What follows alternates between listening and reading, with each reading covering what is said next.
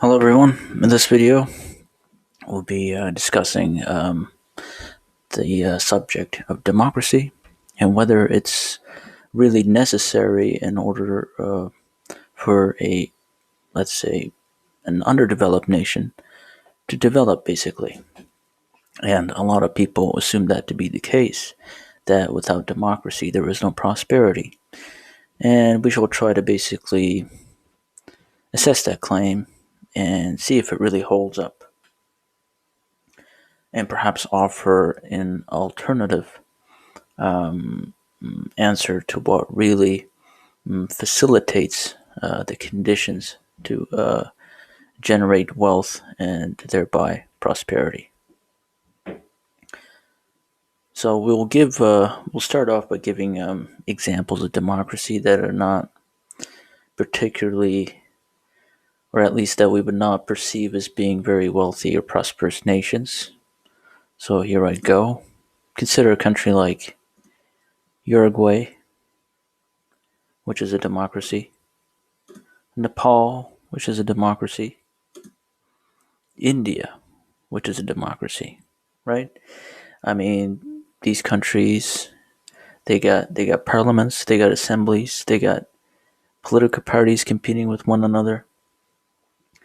And sure, they may have a couple stumbles along the way here and there, but that's not unique to any country. That basically occurs in any country, any democracy. All right, I would just make sure that it was recording. Yeah, so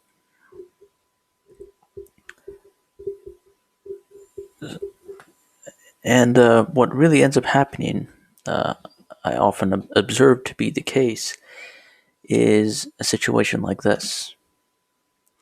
We're stuck with two candidates, and you're really surprised that out of a population of, let's say, 35 million or 320 million, these are the two individuals that got to the end. Like, is this the best the nation could do?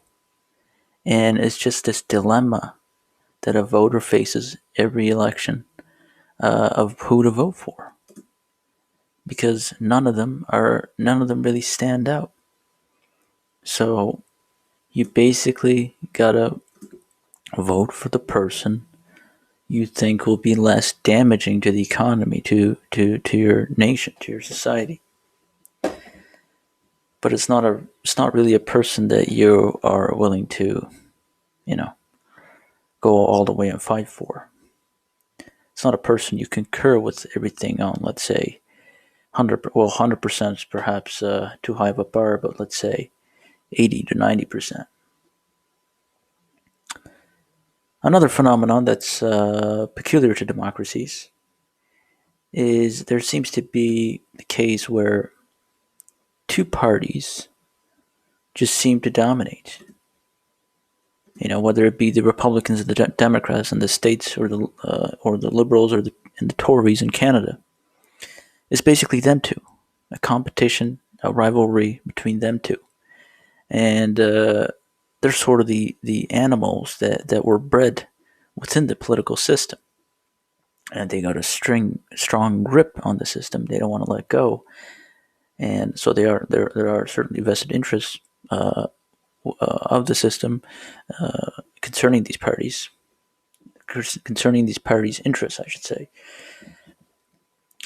But there are a whole lot of people that are partisan in their approach to politics. They'll vote for, let's say, the Liberal Party or the Republican Party just because their parents have done the same and their grandparents have done the same, and they don't bother to really look, observe, and analyze the policies that are being put forward, and whether those proposals could really attain their objectives, could really reach their goals, or it could have more negative impacts on the economy, on society, than what is usually presented to be the case. But really, liberals versus conservatives in Canada, or Republicans versus Democrats in the US, for me, it's just the blue team versus the red team. This is just like a sports rivalry, and people are willing to uh, defend a team almost irrationally. But it's no different. Partisanship is not much different than a person cheering for Manchester United or Montreal Canadiens or whatever other equivalent is in other sports. But it's not really, I mean, it's not really objectively looking at the facts and the people who are about to impose their ideas upon you, their rule over you. But something that parliamentary democracies or democracies in general do seem to guarantee is colorful parliaments. Here, in the case of Canada and Australia, with with various colors, blue, red, orange. But really, it doesn't make much difference to me. It's just the top two parties at the top.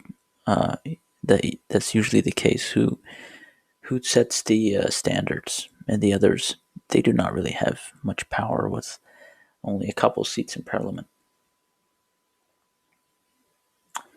So we got to ask ourselves, what does build prosperity? What does build wealth?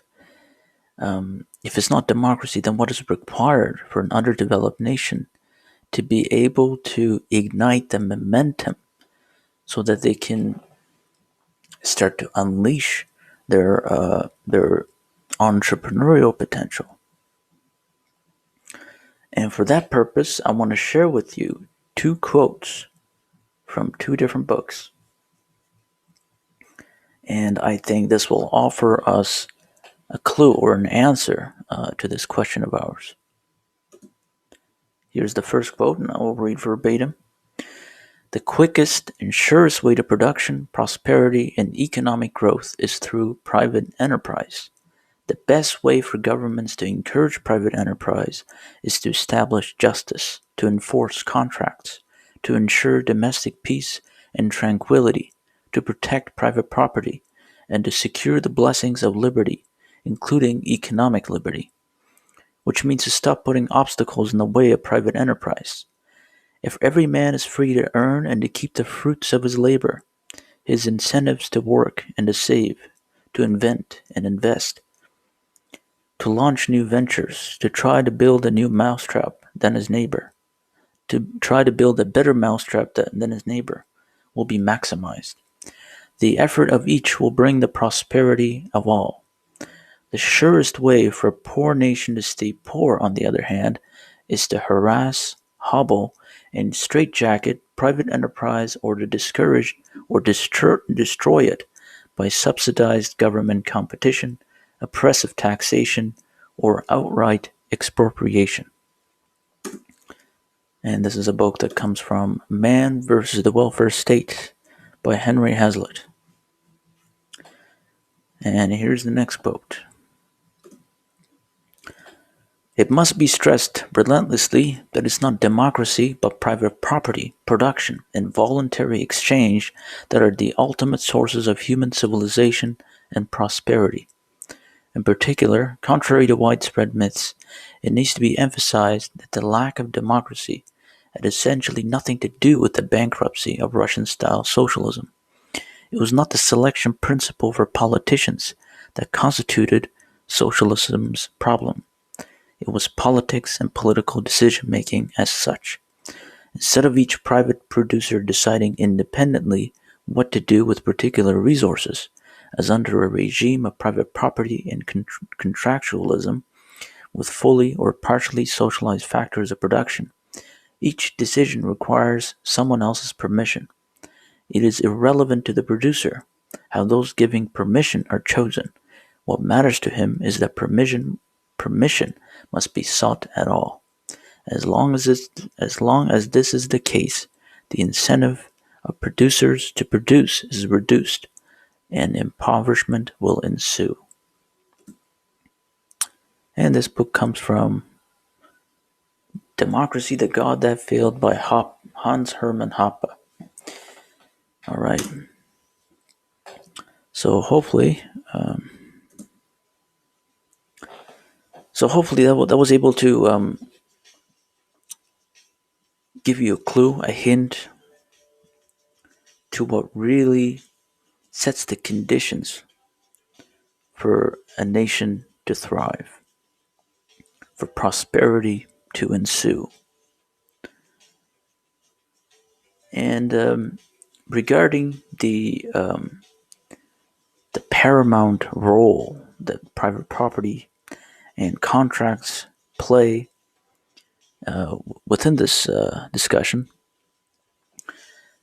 it almost seems like the political system is of a secondary importance because perhaps there are other systems, for example, like monarchy, that maybe protects and defends one's right to property better than others. And if that protection could be ensured, at least for a period of time, let's say a couple of decades, then a result of that should be a general accumulation in capital formation and thereby increased capacity to generate more and more goods and services. Also, let's regard it as wealth.